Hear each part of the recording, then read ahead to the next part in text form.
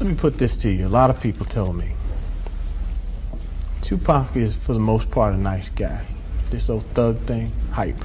Good for record sales. Helps him identify with the young people who are out there and angry, who would maybe label him a sellout like they did Hammer if he didn't have that hard side. What about that? First of all, nobody could call me a sellout. I'm not going for that. I'm not even in that. I'm not looking for approval from the black community because we don't give approval. You know, we don't really do nothing but exist. So it's not like black people could tell me you a sellout or you true blue. You know what I'm saying? It's not that. I'm not even caught up in that.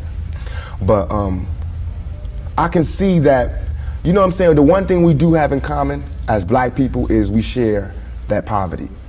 So the thug side is more closer to the poverty than me being rich. You know, how can I come to any community center, you know what I'm saying, sporting a Rolex Presidential, all these diamonds, and be like, look, we, you know what I'm saying, gotta.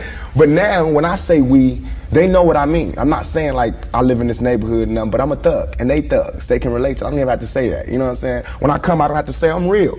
They already know that, you know what I'm saying? From me being me, from not pushing the thugness, but I know from the business that everybody in this business is always whispering in your ear about what you can't say, what you can't do, what you can't wear in this world and in this world. It's two worlds, a white world and a black world. All I did was stand in the middle, you know what I'm saying, and say I'm living in both worlds. I can go to the streets and survive, and I can go out here and do my business out here.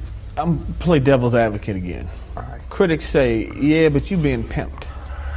You're being pimped by the record executives who will allow you to do your thug life because it portrays a certain black. I mean, you've heard it, that if you were just a singer, you wouldn't have the same record contracts you have. Right. But because you portray the thug life, the gangster rap, they've allowed you to make that money. They've allowed you to push and make your platinum. I beg to differ. You know what I'm saying?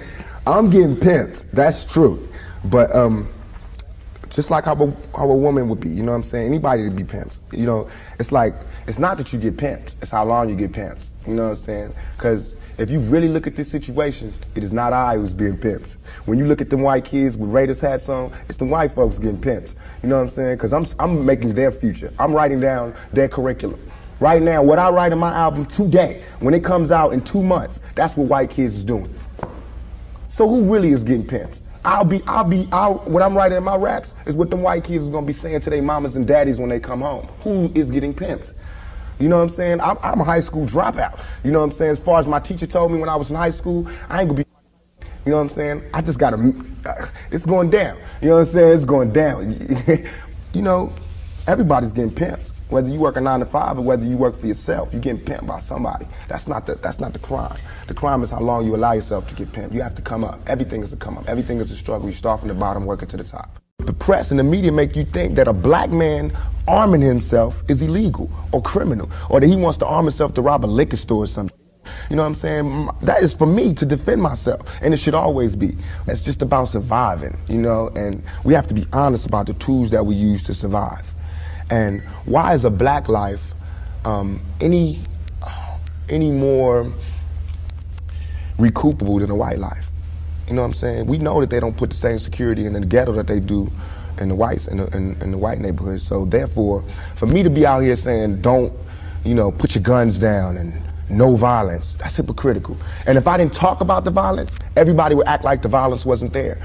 We, as rappers, bought that violence. We bought the violence that we seen on the street. We put in our records for years. And after 3-4 years, people finally starting to see it because of all the statistics that's going on in the streets. If we stop talking about it, then they wouldn't take statistics. And when they stop taking statistics, then we'd be killing each other in the street, and these white people wouldn't care no more. Only reason they care is because, you know, there's been some strays, and we done slipped over in the white neighborhoods, and there's kids in Iowa that want to be like us.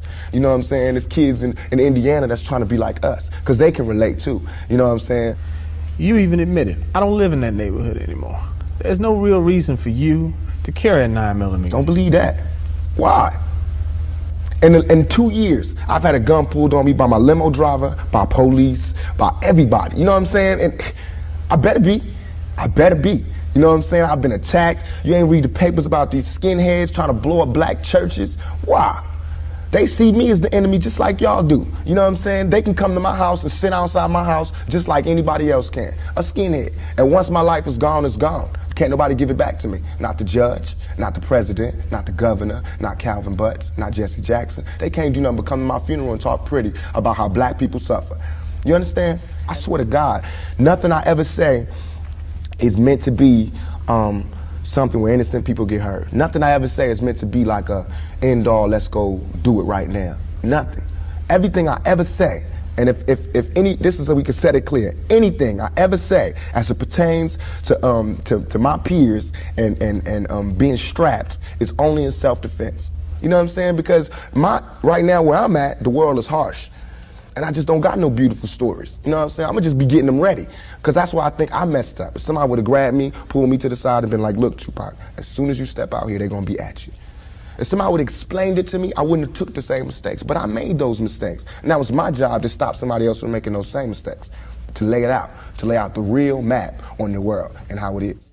Everything I'm saying is a warning, is a plea for help. If everybody is so goddamn worried about me, why ain't nobody came to help me? You know what I'm saying? I never wanted to be no star. This ain't my job. I don't care if everybody don't cheer for me. You know what I'm saying? If you're not cheering for me for what I'm doing, don't cheer for me. Don't cheer because you think I'm cute. You know what I'm saying? Screw that. Cheer for me for what I'm doing, for what I stand for. And when I go to jail, you should cheer louder. You know what I'm saying? Because I'm standing up for what I do. I'm not robbing nobody, not stealing from nobody. I never took nothing. Everything I do to represent my people. I do because I think this is what they want me to do. This is all I want to say. For all them people that doubt me, I had no record all my life. Okay? No record, no police record, until I made a record. As my video was debuting on MTV, I was behind bars getting beat up by the police department. I got a $10 million lawsuit. They said they would settle with me and everything. You know what I'm saying? But nobody cared about that. That wasn't blew up all in the news. They did not see me on TV with my eye busted, my head busted. There's pictures of those. In Oakland, yes, in Oakland. You don't see them pictures. You see pictures of Tupac coming out of jail in cuffs. You don't see pictures of the police standing over me beating my brains in. You don't see that. But I see that. That's what I see. You know what I'm saying? So it's all real.